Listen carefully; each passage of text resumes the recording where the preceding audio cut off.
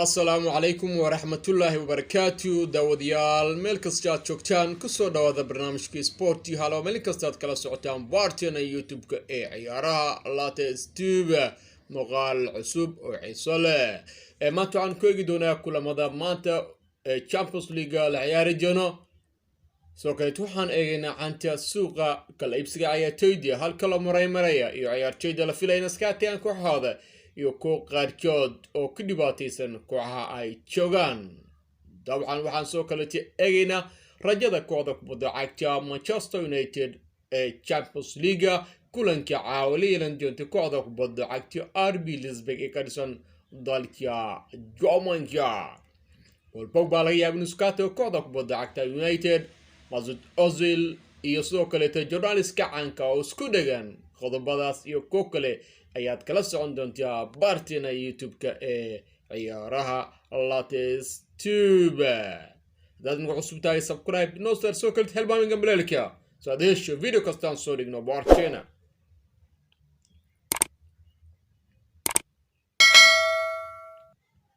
هذا اللي متهنا لايك نوري رجل لسان هلنا صعبة وناكسن سيدا هذه وكذا جاء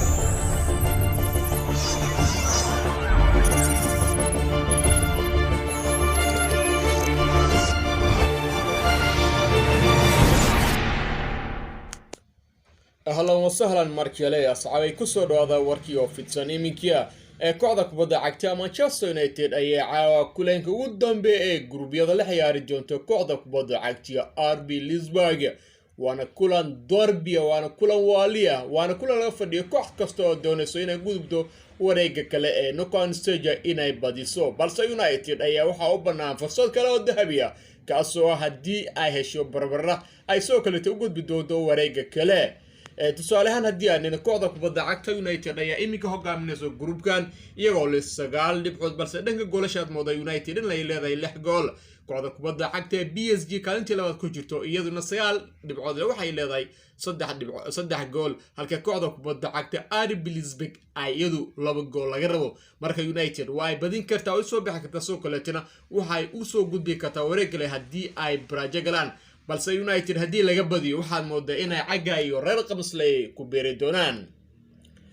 kulanka xawaaso waa United ayaa laga yaabay inuu ka maqnaan doono ciyaaryahan Fred waxa soo kale dhaawac u maqnaan doono ciyaaryahan Antonio Martial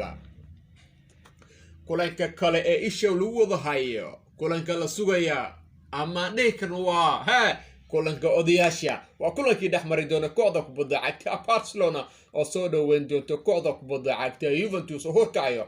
ciyaaryahan Cristiano Ronaldo haddaba haddii la dhaho tusaalahan waa kuma laacibka ugu wanaagsan adduunka waxaa la dhahaa waa Messi waa Ronaldo balse caawa labadooda ayaa ishaya Ronaldo ayaa dib ugu soo laabanaya garoonka Nou Camp 3 sano kadib kulamada lo Clasico ayaa maqla jirtan balse caawa waa kulan kale El Clasico Lionel Messi versus Ronaldo soo kale taadiyaan dib ugu laabno groupka ay labada kooxood kala jiraan Barcelona iyo Juventus ayaa hore soo gudbeen balse waxa u badan tahay in kooxda kubadda cagta Barcelona ay ku dhameysan doonto hogaaminta groupka inkastoo oo nahay in Barcelona imika ay leedahay 15 dhibcood halka kooxda kubadda cagta Juventus ay leedahay 12 dhibcood marka kooxda kubadda cagta Barcelona waxay leedahay 14 gool oo fayda halka kooxda kubadda cagta Juventus ay leedahay 7 gool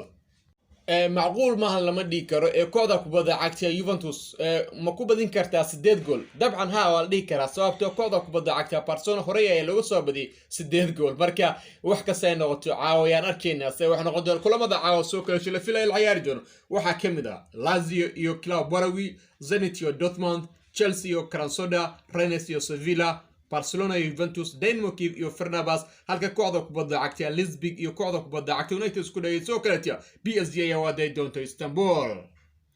wararka kale aan eegi doono canta suuqa kala iibsiga ciyaartoyda haddii aanayno ciyaaryahan Paul Pogba ayaa ku faraxsaneen joogista kooxda kubadda cagta Manchester United super wakiilkiisa lagu magacaabo Raiola ayaa sheegay in ciyaaryahankani dib ugu laaban doono kooxda kubadda cagta Juventus ciyaaryahan Paul Pogba ayaa ka soo baxay akademiyada kooxda kubadda cagta United si bilaash ay ugu biiray kooxda kubadda cagta Juventus 2016 ayaa United dib uga soo gateen kooxda kubadda cagta Juventus adduun dhan 100 milyan iminkaase Pogba ayaa soo kale doonaya dib ugu laabto kooxda kubadda cagta Juventus ee ka dhisan magaalada Turin ee dalka Talyaaniga si walba ay noqoto Paul Pogba ayaa kulankii caawa la filayay inuu safto kooxda kubadda cagta Manchester United waxa daradu ka dhigay kulanka Premier League ugu dambeeyay kooxda kubadda cagta United ay wajahday kooxda kubadda cagta ee West Ham United ayaa 3 lagu adkaatay kooxda kubadda cagta Hammers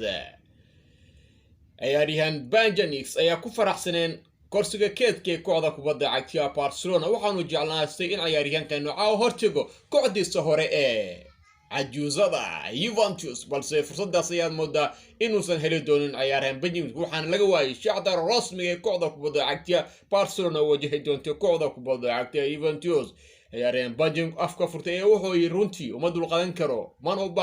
mana u imaanin inaan korsiga keedka u fadhiso kooxda kubadda cagta ee Catalan si uu sheegay isagoo la hadlaya wargeyska The Daily Star ka soo baxa dalka Ingiriiska dhanka ugu dambeeyay waxaan eegaynaa dagaalkii afka ee dhexmaray ciyaaryahan Mesut Ozil iyo journalista caanka Morgan journalista Morgan ayaa wuxuu ku tilmaamay ciyaaryahan Ozil inuu yahay nin baqiila nin isla weyn oo inta badan aysan u baahneen horumarka kooxda kubadda cagta Arsenal wuxuuna soo kale qaatay qarash aan caadi ahayn ka qaatay kooxda kubadda cagta Arsenal haddana hadaladiisa iyo isla weyniisa ayaa moodaa inaysan u fiicneen jamaahiirta kooxda kubadda cagta ee Arsenal soo kale Mesut Ozil oo arintaasi ka falcelay ayaa wuxuu yiri runtii